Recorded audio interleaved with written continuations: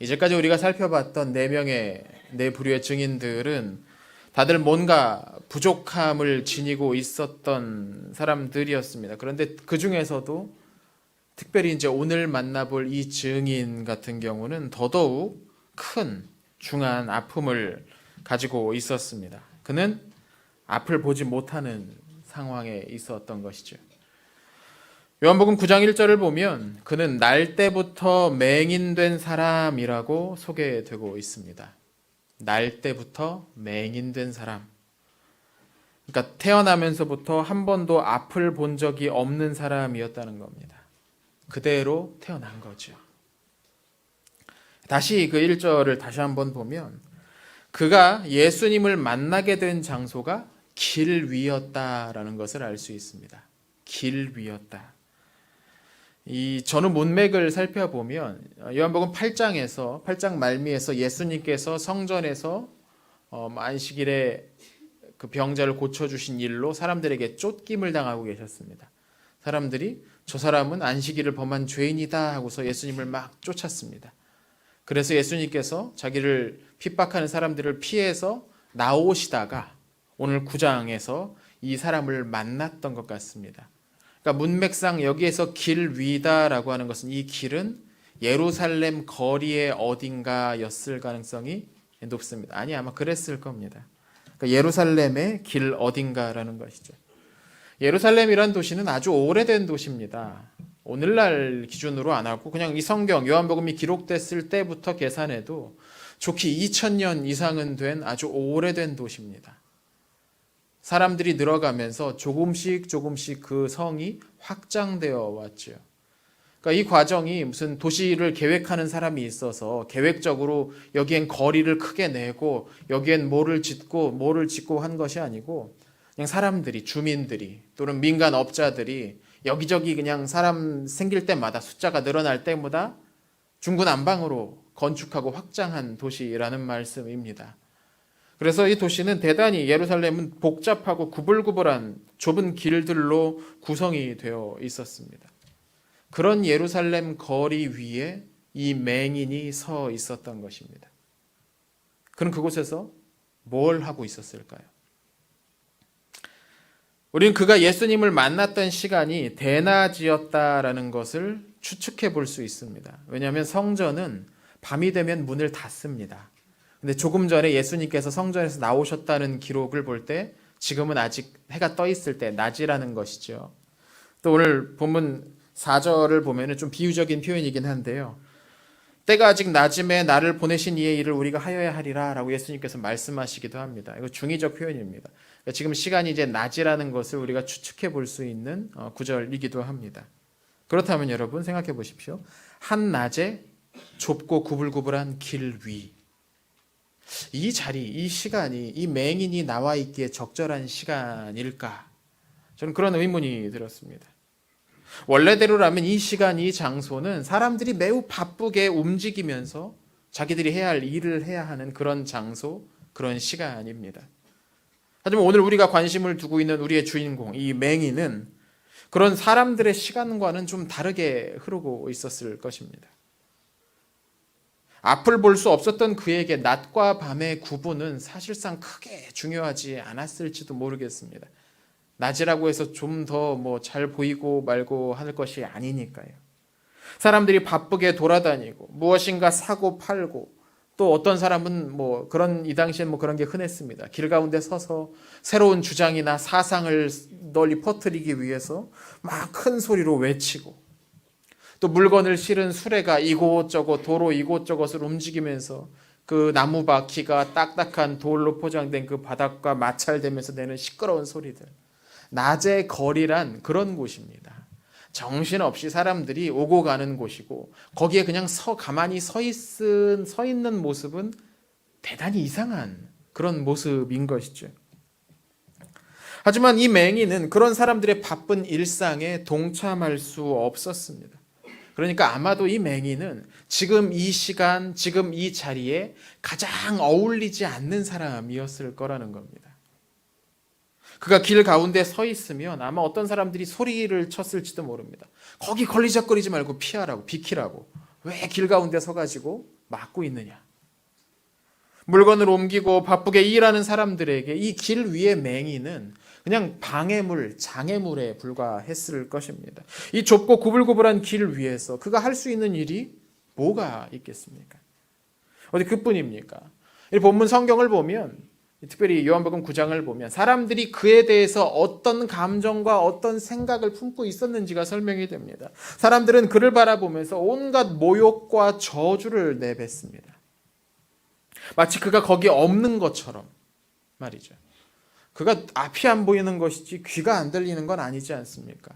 근데 사람들은 그를 그 앞에 두고서도 그를 향해서 온갖 말도 안 되는 억측과 이상한 소리들을 내뱉었다는 겁니다. 마치 그가 거기 없는 것처럼. 그렇습니다. 사람들은 자기보다 많이 약한 사람은 그렇게 그냥 무시해버리기도 합니다. 내가 뭐라고 해도 나한테 반발할 수 없고 반항할 수 없으면 그냥 없는 사람 취급하는 겁니다. 무시해버리는 거죠. 머릿속에서 아예 지워버리는 겁니다. 자, 그러면 그는 왜 누구도 환대하지 않는 뭐 할 일도 없었던 그 길 위로 나왔을까요? 뭐 성경에 그 이유가 나오지 않았으니까 우리는 추측할 수밖에 없을 겁니다. 어쩌면 집안에만 있는 것이 너무 답답해서 길로 잠깐 나왔던 걸지도 모르겠습니다.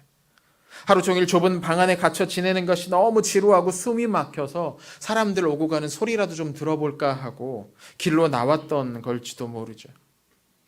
또는 그 당시 장애를 가지고 있는 많은 사람들이 그랬듯이 길가에 나와서 누군가로부터 경제적인 도움을 받기 위해서 기다리고 있었던 것일지도 모르겠습니다.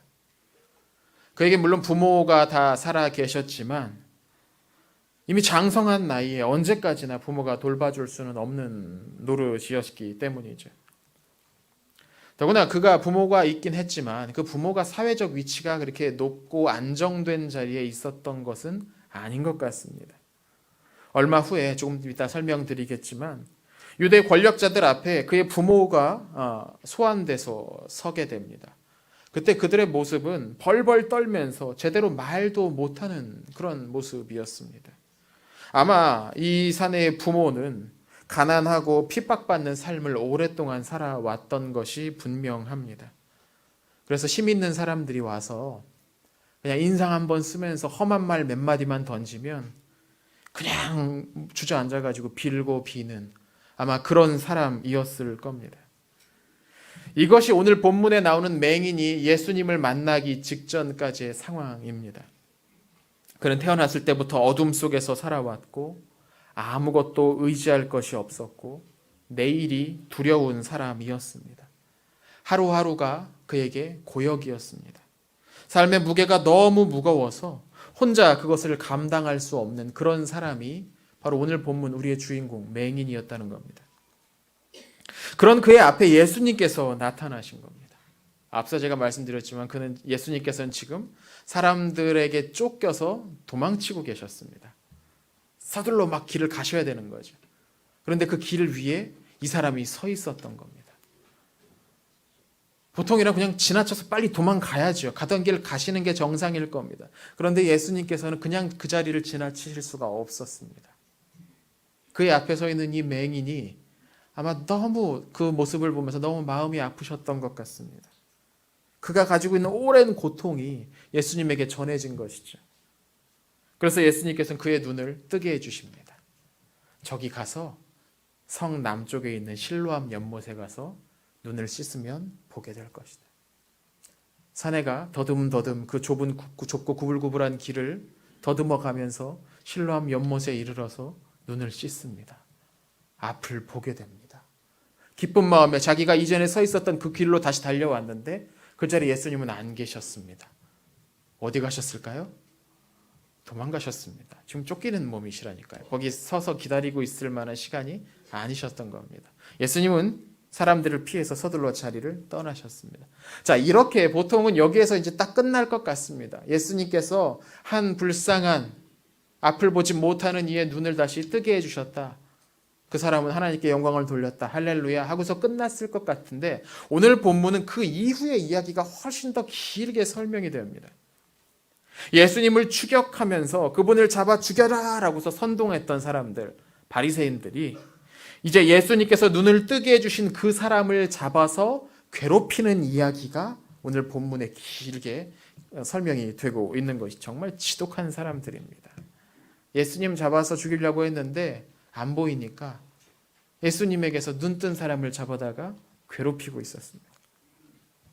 여러분, 오늘 본문에 읽지는 않았지만 이 제자들이 이 사람을 처음 보고서 예수님에게 물었던 질문 기억하십니까?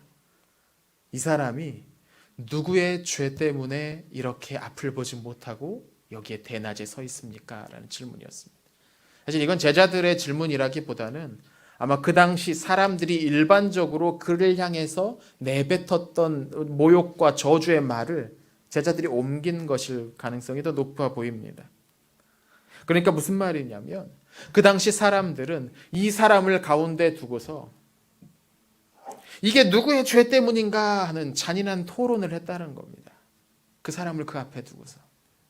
이게 저 사람이 어머니 뱃속에서 무슨 큰 죄를 지어서 앞을 보지 못하고 태어난 것인지 아니면 그의 부모나 혹은 그의 조상이 저지른 죄 때문인지를 두고서 이 무의미한 신학적 토론을 그 앞에서 막 했다라는 것이죠.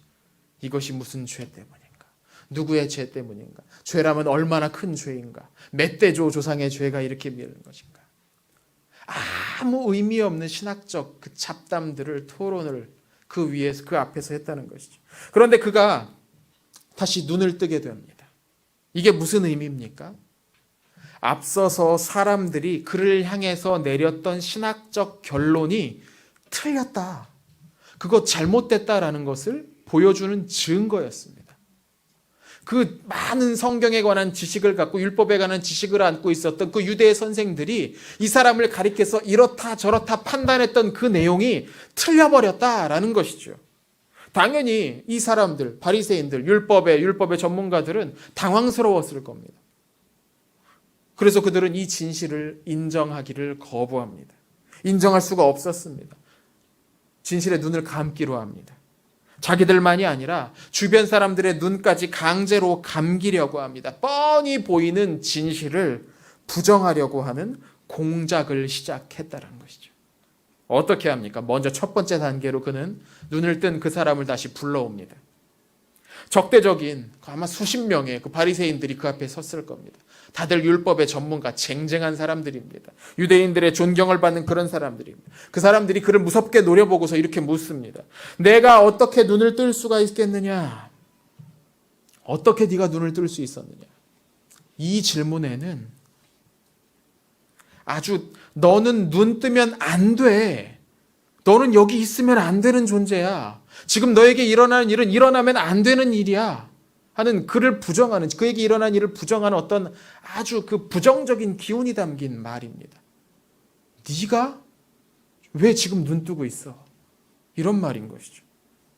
자신들의 신학적 결론이 옳았음을 보여주기 위해서는 이 사람은 눈 뜨면 안 되는 겁니다. 계속 눈먼 상태로 평생 그렇게 살다가 죽어야만 자기들의 신학적 지식이 옳음이 증명이 되는 거죠. 그러니까 이 사람들은 이 사람에게 따져 묻는 겁니다. 너 왜 눈을 떴느냐? 너 왜 지금 앞을 보고 있느냐라는 겁니다. 하나님, 그러자 이 사람이 뭐라고 대답합니까? 나를 눈뜨게 해준 분은 아마 선지자일 것입니다. 무슨 말입니까? 하나님께서 보내신 분이 내 눈을 뜨게 만들었습니다. 라는 말입니다. 하나님께로부터 온 사람이 아니면 어떻게 이런 일을 할 수 있겠습니까? 라고 대답합니다. 그러자 기세등등하던 사람들이 잠시 말문이 막힙니다. 이걸 뭐라고 대답하겠습니까? 그래서 이 사람들은, 이 바리새인들은 두 번째로 얘는 안 되겠군. 잠시 옆에 세워두고 이 사람의 부모를 끌고 와라 라고 명령을 합니다. 그의 부모가 그 자리에 소환됩니다. 이 불쌍한 두 노인이 이 적대적인 기세등등한 지체 높은 사람들 앞에 끌려와서 벌벌 떨고 있습니다. 그들은 공식적인 질문이 시작되기 전에 이미 그들을 단단히 위협해 놓은 상태였습니다. 만약 이 신문에서 예수를 옹호하는 말이 조금이라도 나오면 당장 너희들을 이 성에서 추방시켜버리겠다. 너희들을 끝까지 추적해서 파멸시켜버리겠다. 아주 단단히 그들을 위협해 놓은 상태입니다. 그리고 이제 이 두 사람을 그 자리에 끌고 온 것이죠. 덕분에 이 두 노인은 우물쭈물 대답을 제대로 하지 못합니다. 겨우 대답한 것이 무엇이냐면 제 아들도 다 컸는데 직접 물어보십시오. 저는 잘 모르겠습니다. 저희는 대답을 못하겠습니다. 그들이 할 수 있는 말은 이것밖에 없었습니다. 그들은 지금 태어나면서부터 앞을 보지 못했던 자신들의 아들에게 일어난 이 놀라운 기적을 기뻐하지도 못할 정도로 위축되어 있었던 겁니다. 이것보다 기쁜 일이 어디 있겠습니까? 이것보다 그들의 마음을 즐겁게 하는 일이 어디 있겠습니까? 당장에 춤추면서 막 동네 사람들과 잔치라도 하고 싶었을 그럴 마음이었을 텐데 그런 부모들을 끌고 와서 아무 말 못하게 협박하고 위협했다라는 것이죠. 정말 악한 사람들입니다. 그들은 가난에 빠져 있는 사람들이 부유하게 되는 것을 막는 사람들입니다. 고통받고 있는 사람들의 마음을 위로하기는커녕 더욱 그 마음을 옥죄는 사람들이었던 것이죠. 눈물 흘리는 이들의 눈물을 무시하고 굶주리는 이들을 조롱하고 수단과 방법을 가리지 않고 자기들이 유지하고 있었던 이제까지 가지고 있었던 권력을 끝까지 유지하려고 애쓰는 사람들이었습니다. 어느 시대나 이런 사람들은 있습니다. 손에 쥔 권력을 놓지 않기 위해서 사람들을 속이고 위협하고 협박하고 공작하는 사람들이 있지. 이 땅에서 그런 사람들은 좋은 옷 입고 존경받는 자리에 앉을지 모르겠지만 하늘에서 우리 하나님으로부터 가장 먼 자리에 앉아 있는 사람들일 겁니다. 자, 그렇게 이 사람들이 부모를 협박하고 회유하는 데 성공했습니다. 다시 그 앞서 눈을 뜬 사람들을 불러서 두 번째로 이렇게 묻습니다. 그들은 이 사람까지도 이제 위협할 준비가 되어 있었던 거죠. 왜? 겁주니까 부모는 통하거든요. 그러니까 이 사람도 조금 겁줘가지고 예수란 이름이 그 입에서 절대로 나오지 못하도록 해야겠다. 이 사람의 일은 우연히 일어난 일로 만들어야겠다. 아마 그런 생각이었을 것입니다. 이미 예수님을 죄인으로 정죄해 놓은 상태였습니다. 그래서 이 사내에게도 예수를 인정하지 말라고 경고합니다. 자, 이제 어떻게 됐을까요? 지금 이 사람에게는 그를 도와줄 배경도 없고 그를 도와줄 사람도 없고 힘도 없고 재산, 돈도 없었습니다. 사회적 위치나 신분이 그를 보호해 줄 수도 없는 상황입니다. 그 사람에게 묻는 겁니다. 당신을 낫게 한 사람은 죄인이다. 그가 당신에게 도대체 무슨 일을 한 것인가? 그가 뭐라고 대답했을까요? 그의 부모들처럼 긍정도 부정도 아니는 말로 이 상황을 그냥 얼버무리면서 넘어갔을까요? 만약에 그랬다고 하더라도 우리는 그를 비난하지 못할 겁니다. 상황이 그렇지 않습니까? 너무 좋지 않은 상황입니다. 기세등등하게 그를 위협하는 사람들이 잔뜩 있는데 그 가운데서 뭐라고 대답 잘못했다가 어떻게 될지 모르는 상황 아닙니까? 우리는 그를 비난할 수 없습니다. 그가 무엇을 말했겠습니까? 여기에서 우리는 잠시 그가 뭐라고 대답했는지를 살피기에 앞서서 이즈음 보이는 어떤 흥미로운 호칭의 변화에 좀 주목해 봤으면 좋겠습니다. 아까 우리는 본문 1절에서 그가 날 때부터 맹인이 된 사람이라고 불렸음을 보았습니다. 그런데 이거 아주 엄청나게 무겁고 무서운 낙인이었죠. 그런데 본문 13절에 보니까 그는 전에 맹인이었던 사람이라고 불리고 있습니다. 이제 그를 부르는 호칭이 바뀐 겁니다. 날 때부터 맹인이었던 사람에서 전에 맹인이었던 사람으로 바뀌었다는 겁니다. 이게 무슨 말입니까? 어둠 속에 머물고 있었던 그의 과거가 이제 다 지난 일이 되었다는 것이죠. 전에 그는 앞을 보지 못했지만 이제는 아니라는 겁니다. 대낮에도 보지 못하고 길가에 그냥 아무 소용없이 앉아 있어야만 했던 그의 모습이 이제 바뀌었다는 겁니다. 사라졌다라는 겁니다. 오히려 이제 그는 누구보다도 더 잘 보는 사람이 되었습니다. 그는 빛을 보았고 그리고 그 빛을 주신 주인을 본 사람이 되었다는 겁니다. 그는 이제 그의 신분은 완전히 바뀌어버렸습니다. 오히려 제대로 보지 못하고 있는 것은 그 앞에 서서 그를 위협하고 있는 저 바리새인들, 저 율법의 전문가들이었습니다. 기세등등하게 그를 노려보면서 예수를 죄인이라고 정죄하고 있는 그 사람들이야말로 지금 이 상황을 제대로 보지 못하고 있는 사람들인 것이죠. 그들은 율법에 정통한 바리새인이었습니다.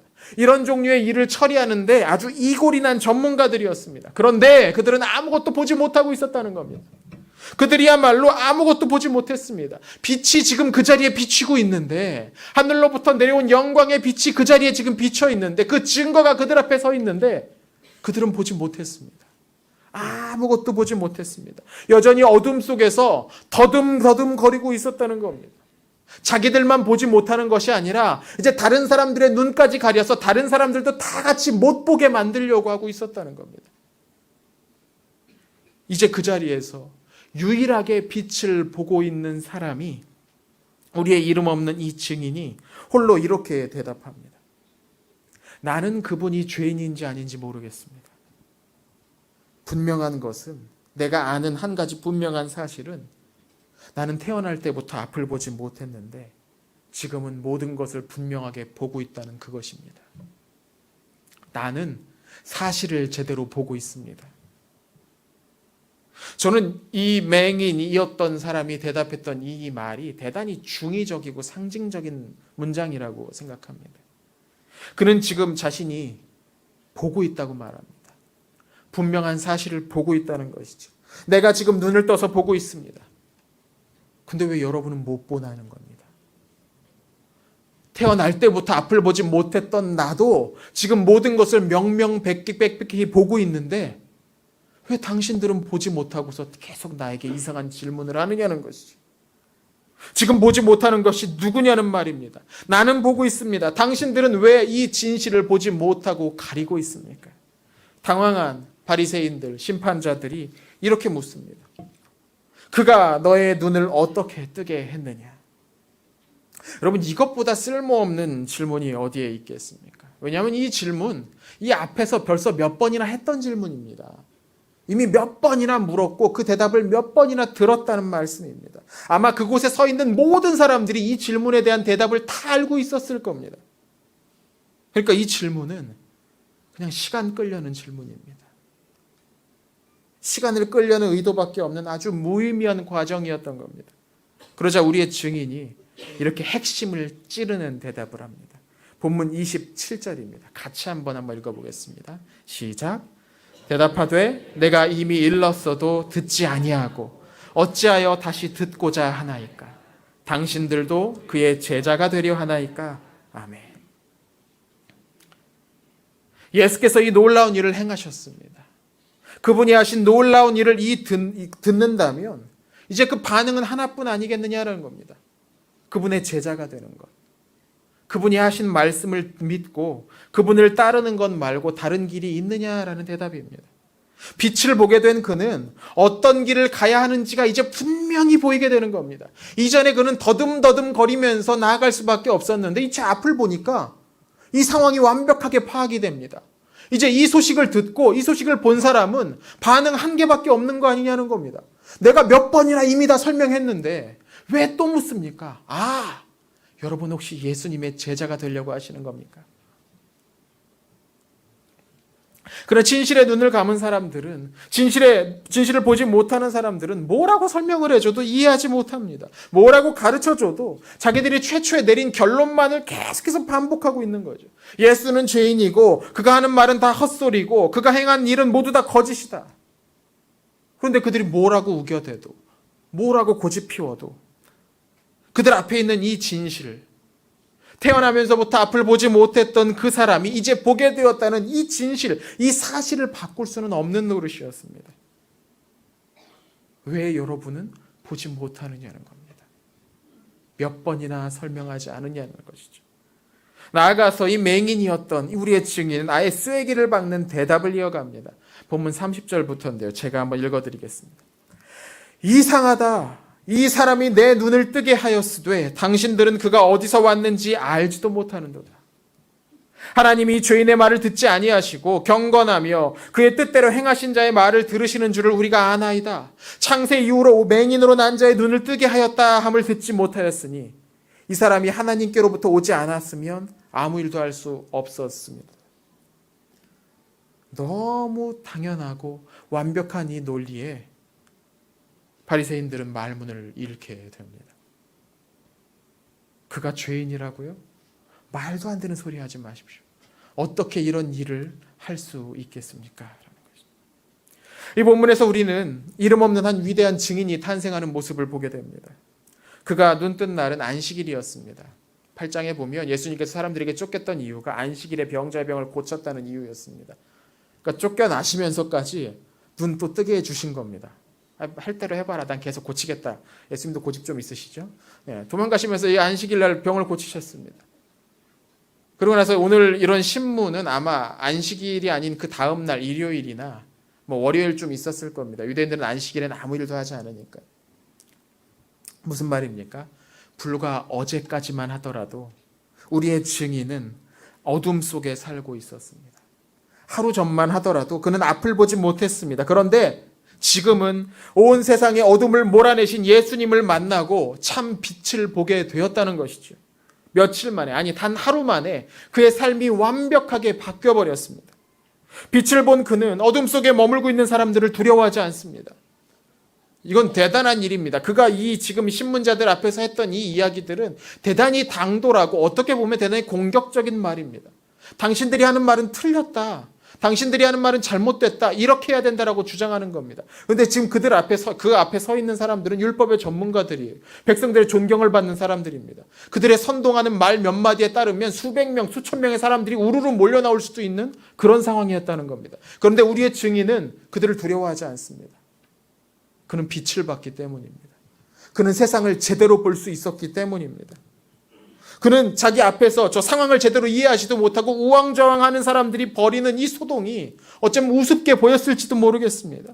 예수께서 행하신 일을 보면 그분은 죄인은커녕 하나님께서 보내신 그런 분이라는 게 너무나 확실한데 그걸 이해하지 못하는, 그걸 받아들이지 못하는 저 사람들이 이상하게 여겨졌다는 겁니다.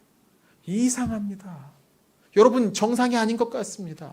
여러분, 왜 이걸 못 보고 있습니까? 모두의 존경을 받는 바리새인들에게 이렇게 말할 수 있었던 것. 그의 마음속엔 두려움이 사라져버렸기 때문입니다. 아주 통쾌한 장면 아닙니까? 우리의 증인이 어제까지 벌벌 떨면서 사람들이 이리가 저리가 하면 무서워서 도망쳐야 했던 그 사람이 이제 대낮에 똑바로 서서 허리를 고추 세우고 권력자들을 향해서 이야기하는 겁니다. 당신들도 예수의 제자가 되려고 하는 것입니까? 통쾌한 장면입니다. 신나는 장면입니다.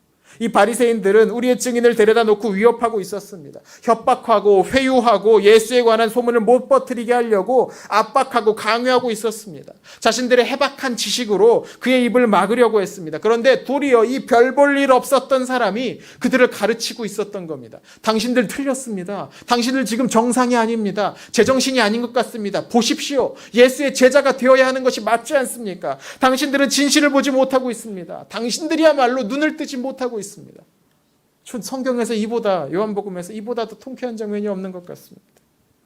여러분, 그리스도께부터 나오는 빛은 이 세상의 모든 위선을 깨뜨립니다.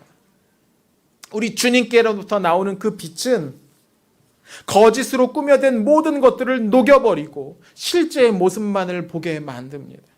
온갖 권위로 자신들의 실제 모습을 감추려고 했었던 이 바리새인들은 예수님으로부터 나오는 그 빛 앞에 그들의 진짜 모습을 드러내기만 합니다. 그들의 진짜 모습이 무엇입니까? 진실을 감추고 사람들을 위협하고 오기와 고집으로 똘똘 뭉쳐서 다른 사람들의 말은 전혀 들으려고 하지 않은 오만함, 이것이 그들의 본 모습이었습니다.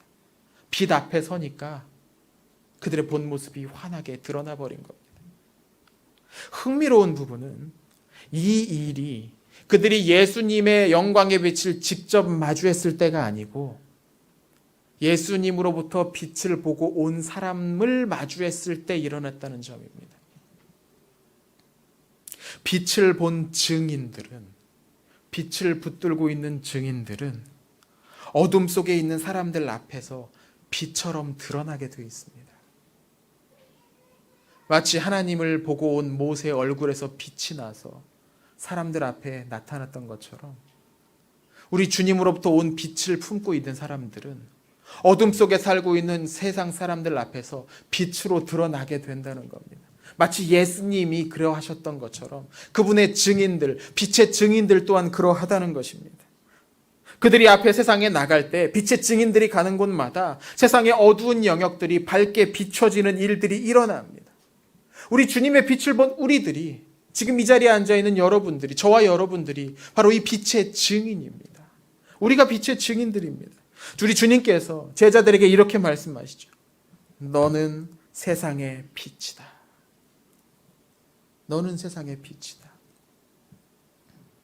여러분, 이 말씀을 하실 때 제자들의 모습에서 빛이 막 쏘아져 나오는 그런 모습이었습니까? 아니었습니다. 이 말씀을 하실 때는 사역 초기였던 것 같습니다. 제자들 여전히 누가 더 높이 올라가느냐, 누가 더 나중에 권세를 잡느냐, 먹을 것이 어디 있나, 이 능력은 어떻게 나타나나, 그런 것에 허둥지둥하고 있을 그럴 때였습니다. 그런데 그런 제자들을 향해서 예수님께서는 너희는 세상의 빛이다 라고 말씀하십니다. 이렇게 하면 너희들이 나중에 세상의 빛이 될 것이다가 아니고 그냥 너희는 세상의 빛이다 라고 말씀하십니다. 무엇 때문인 줄 아십니까? 그들은 예수님 옆에 있었기 때문입니다. 그들이 예수님 옆에 서 있었기 때문에 그것으로도 그들이 하는 모든 것들이 달라지게 된다는 겁니다. 뭔가 대단한 일을 해야만 우리에게서 빛이 나오는 것이 아니라 우리가 주님 곁에 서 있는 것만으로도 우리는 세상의 빛으로 나아갈 수 있게 된다는 것입니다. 우리는 세상을 비추는 빛이 되어야 합니다. 모든 사람들 앞에서 빛을 비춰주어서 거짓과 망상 속에 사는 사람들을 이끌어야 하는 것입니다. 이것이 빛의 증인이 가지고 있는 책무입니다. 우리는 이 세상에서 빛으로 행해야 합니다. 그럼 이 세상에서 빛으로 행한다는 말은 무슨 말입니까? 어떤 것이 빛으로 행하는 것입니까? 우리 주님께서 마태복음 5장에서 하셨던 말씀에 그 답이 나와 있죠. 너희 착한 행실로 세상에 빛을 보게 하라는 것입니다. 우리의 착한 행실을 통하여서 이 세상에 빛을 비추게 된다는 것이죠. 감추고 조작하고 위협하고 회유하는 어둠의 행실을 따르지 말고 공평과 정의와 진실과 성실함으로 행하면서 이것이 옳다, 이것이 빛이다 보여주어야 한다는 것이죠. 바로 이것이 주님께서 우리를 먼저 불러 빛 가운데로 불러내신 이유입니다. 위선자들은 빛을 공격하지 못합니다. 어둠은 빛 앞에 섰을 때 사라져 버리기 때문이죠. 어둠은 빛이 비치지 않는 곳에서만 득세합니다.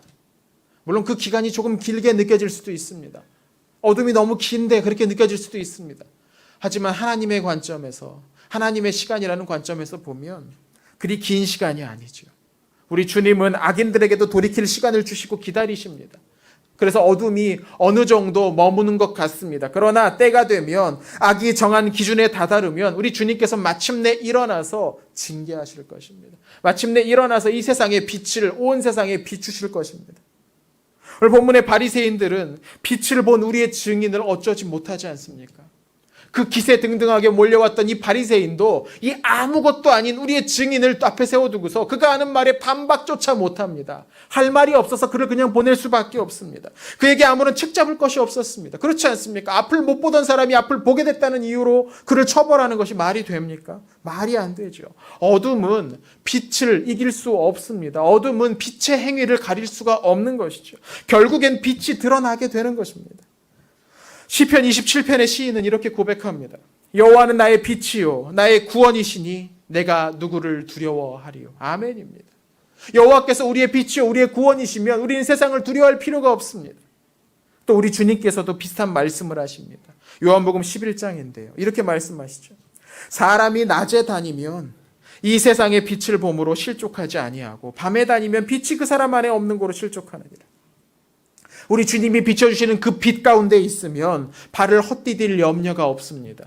그분이 우리의 빛이시니 두려워할 필요도 없습니다. 주님이 우리에게 주신 빛을 품고 그 빛의 인도하심을 따라 사는 사람들은 길을 잃지 않습니다. 이 세상 어디로 나아갈지 모르는 것 투성입니다. 막막합니다. 답답합니다. 잘 모르겠습니다. 그러나 우리 주님께서 우리의 발 앞에 비춰주시는 그 빛을 따라가는 사람은 결코 그 발이 실족하지 않습니다.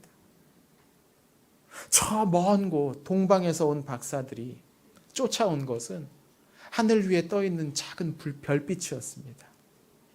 그들은 그 빛을 따라서 수년이 걸리는 그 길을 걸었고 마침내 온 세상의 주인 그분 앞에 경배할 수 있었습니다. 마찬가지입니다. 오늘 우리가 사는 이 세상 어두워 보입니다. 그러나 우리에게 비춰주신 우리 주님의 그 빛을 따라가다 보면 우리 모두는 영광의 주님 앞에 이르러 그분의 보좌 앞에 이르러 그분께 경배할 수 있을 것입니다. 앞서도 말씀드렸지만 제가 지난 주간에 마지막 동원 예비군 훈련을 다녀왔습니다.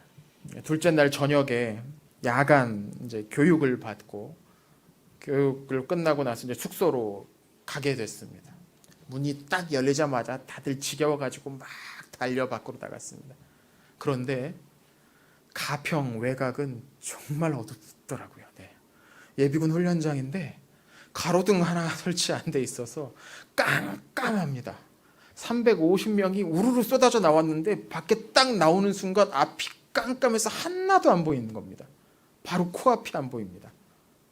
다들 막 허둥지둥 막 우왕좌왕 하는데요. 그때 어떤 사람이 주머니에서 라이터를 쫙 꺼내서 쫙 켰습니다. 순식간에 밝아집니다. 깜짝 놀랐습니다. 그 운동장 그렇게 넓지 않습니까? 그런데 거기에 라이터 불 하나만 탁 켰는데 그 불이 그렇게 밝아서 거기 있는 사람들이 형태가 보입니다. 어디로 가야 할지가 보이더란 말씀입니다. 아마 우리 주님이 다시 오실 그때까지 이 세상 사람들의 다수가 빛의 진영으로 돌이키는 일은 일어나지 않을 것 같습니다. 왜냐하면 그분의 길은 좁은 길이고 그 문은 좁은 문이기 때문이죠. 그러나 여러분, 어두움은 아주 작은 불빛으로도 몰아낼 수 있는 것 같습니다.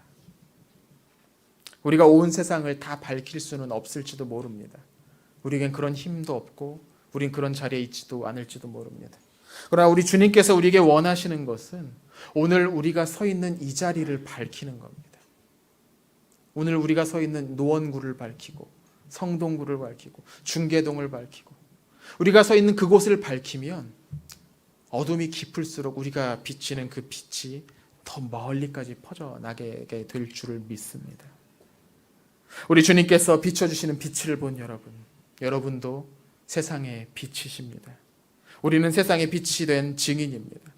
우리 주님께서 비춰진 그 빛을 통해서 우리는 이 세상이 어떤 곳인지 제대로 이해할 수 있게 되지 않았습니까? 이 세상은 좋은 줄 잡는다고 해서 성공하는 것이 아니라 하나님을 붙잡아야 성공하는 것이고, 사람들의 인정받는 것도 좋지만 무엇보다 우리 하나님의 인정받는 것이야말로 우리 삶의 가장 중요한 가치라는 것, 우린 주님이 비춰주신 그 빛을 통해 깨닫게 되었습니다. 또 오늘 겪는 실패와 괴로움이 영원한 것이 아니라 우리 주님의 영원한 날에 이르렀을 때 누릴 영원한 평안과 기쁨이 있다는 것 또한 우리 주님이 비춰주신 그 빛을 통해 우리는 깨닫게 되었습니다.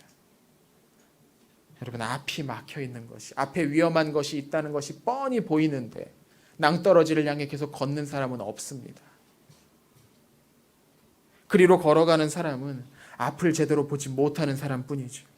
눈을 뜨고 빛 가운데 걷는 우리는 그 길로 가지 않습니다. 우리는 새로운 인도와 새로운 안내와 새로운 기준에 따라 살아갑니다. 세상이 우리를 두렵게 할지 모르겠습니다. 어둠의 세력이, 어둠에 속해 있는 사람들이 우리를 위협하고 협박하고 우리가 빛 가운데 빛으로 말하지 못하도록 회유할지도 모르겠습니다. 하지만 여러분, 두려워하지 마십시오. 어둠은 빛을 어쩌지 못합니다. 빛 안에 거하면 안전합니다. 우리 주님이 우리의 빛이요 길이십니다. 오늘 말씀 붙들고 함께 이렇게 기도하셨으면 좋겠습니다.